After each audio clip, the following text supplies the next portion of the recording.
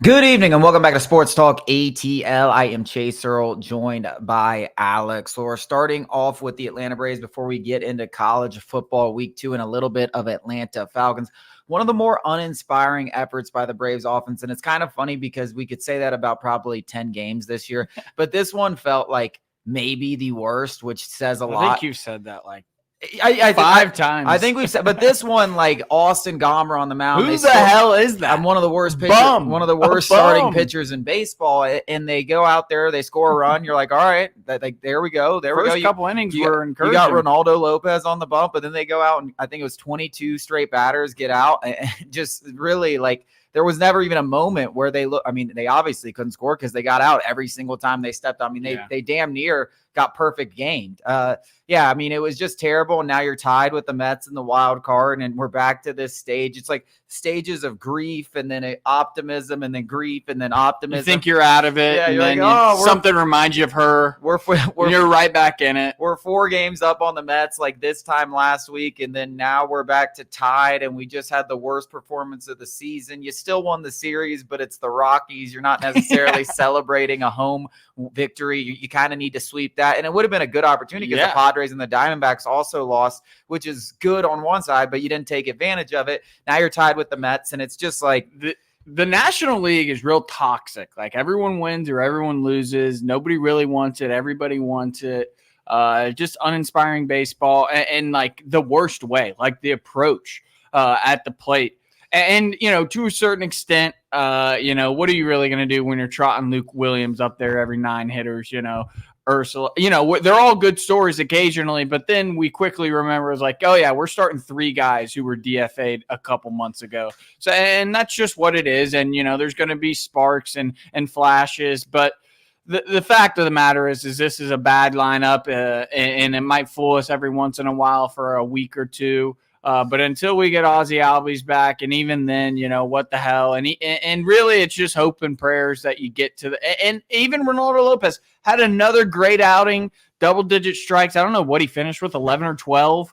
And that's what it's going to be. It's going to be unreal pitching, and hopefully the bats can get a few across the plate. Yeah, I mean, it's crazy that I think we're now at 24 games, I believe it is, with 2 runs or less from your starting pitchers, and they've taken advantage of it a little bit, but definitely not enough. We're winning these games 3-1. Yeah, I mean, but I'm saying they've at least won a decent bit over this stretch, but they haven't taken advantage of it enough, and clearly you're now 0 games back, and it's going to take, you're nearing the end of the season. Like you really just need like the one last hot stretch, like somewhere. I don't know who it's going to be. If it's Michael Harris, Jorge Soler, Travis d'Arnaud, Sean Murphy finally hitting for the first time in the last year, wherever it's going to come from, like, we need a couple of guys to just really get scorching hot. Whether maybe it's Ozzie Albies over the last 2 weeks. I mean, I'm not really counting on that because I don't really know when he's even going to be back. And a wrist. It's not like he's been his hamstring. It's like a very important piece of hitting is your wrist,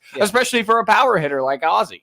Yeah, so I mean, we're literally at stage 1. We're right where we started right the back season, to right? Right back. We're 5 months of baseball. You're tied for a chance to get into the playoffs, and it is one of those stages of grief. But it's like with everything that's happened, you still got a chance to get in the dance. And when you look at what the starting rotation is doing, you're just like, give me a chance. Just give me a chance with these guys. Well, it will be a crime against humanity if we don't get to see this rotation at least start in a wild card. I mean, it's absolutely pitiful. If we have at least before yesterday, we had the best starting rotation. I mean, I don't know why it would be different. We gave up 2 runs. We had the second best ERA behind the Mariners, and literally everything else, we are number 1. And that can't get you after a year where you set records. And I understand the injuries. And, I said what happened to my Braves on Twitter last night or this morning.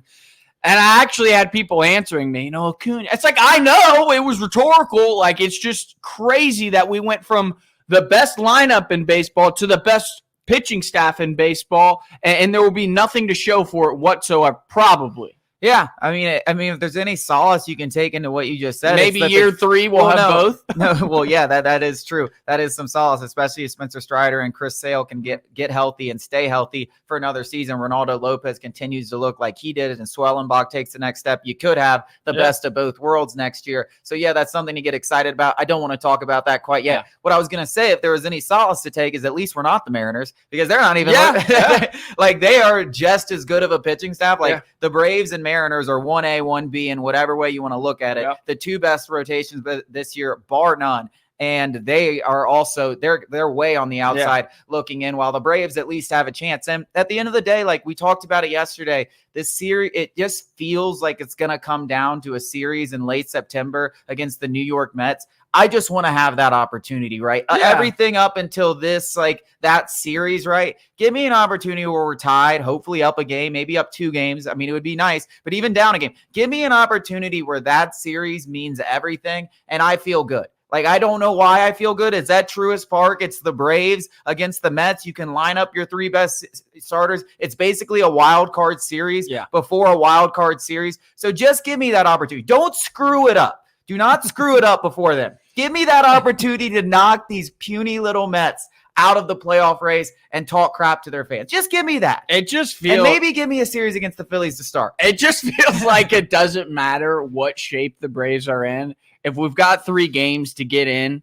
we're going to get in against the Mets. Like it just feels like that. And it's felt like that for the better part of 3 decades. And, you know, I think just for baseball fans in general, at least for Braves and Mets fans, that would be such a joy because, you know, I think Mets fans are always miserable pretty much no matter what. And, you know, Braves. How could they not be? Yeah, it's fair. But Braves fans have been really miserable this year, and rightfully so. We finally, like, that's what it feels like. You know, we finally are getting up, picking ourselves off the ground, and somebody just comes and kicks us in the face, and then we're right back on the ground. Whereas like the second to last season or last series, at least we have something to, you know, look forward to, even if we somehow do miss the playoffs, which feels like it hasn't entered my brain just yet, where it's like, oh, it's possible. I mean, in fact, it's a stark reality that everybody should probably swallow. We might not get in the postseason, and it doesn't feel real that that's probable. No, I wouldn't say probable, but like the odds aren't on our side. They're certainly not on our side. Yeah, I mean, I think the one thing you can say that are on your side, as good as the Diamondbacks and the Padres have been playing, and as good as the Mets have been playing, is listen, it's 4 teams vying for 3 spots. So I guess I would say the odds are in our favor. You just want to beat one of them. Yeah. Like everyone's just talking about the Mets, but there's also a chance that the Diamondbacks struggle and play 500 baseball the rest of the way. I mean, the Padres and Diamondbacks were sucking for the most of the season up until this last month or 2 months where they've just been playing unreal baseball. So and I mean, they got games against each other left. They got games against the Dodgers left. So do we. And we got well, yeah, we do have a series against the Dodgers left. I'm not looking forward to that. At least it's at Truist Park. I don't know. Well, we haven't been able to win. I think, did we win our first series in Dodger Stadium last year? In like decades or something. Yeah, I mean, Chavez Ravine has been literally a death sentence. A place where nightmares happen for Braves baseball, so at least both it in is the postseason and in the regular season. But yeah, so that if there's any solace, you just got to beat one of these teams. You hope one of them maybe just goes on a terrible run and all of a sudden they're out of it. Hopefully it's the Mets. Because who's most liable to do that? The Mets. Yeah. I mean, I would say it's the Mets, and you get 3 games against them. I mean, you get 3 games against, and I don't know what the tiebreakers are like between like the Padres and the. I think the Padres beat us more than we beat them, but we definitely beat the Diamondbacks more than they. So we would have the tiebreaker over a potential tie over the Diamondbacks. Not to be thinking too far. Yeah, that's real far down. Hey, listen. I'm thinking about all possibilities right now. I'm just trying to get into the dance so I can watch Chris Sale, Spencer Schwellenbach, Max Fried, and Ronaldo Lopez spin the rock. That's a crime against humanity. I mean, like a legitimate, war crime. Nuremberg trial, the Atlanta Braves lineup, if we don't get to see this rotation in the postseason. And it's not even like I'm like, we got to get to the NLCS. We got to get to the NLDS. I just want to see Chris Sale, Max Fried on the bump in a wild card. Is that too much to ask? Like, that's all I want to see. Yeah, with Ronaldo Lopez coming out of the pen when needed, and Spencer Schwellenbach utilized whenever he's needed. Yeah, I mean, that's exactly we deserve it. And the one thing that I want to say about baseball in general, and Braves fans being extremely pessimistic, is baseball is the one sport that it doesn't matter how good your team is. It seems like every fan base goes into the post, like at certain points of the season, just hates themselves. like it's not like football where everyone has hope. Like, we're gonna get to the Super Bowl. Everyone in baseball is like, we suck. Like this team sucks. We're the worst team. And every fan base does it. The Phillies, the Dodgers, like, you go through it every season. Hopefully it doesn't end up that way for the Braves.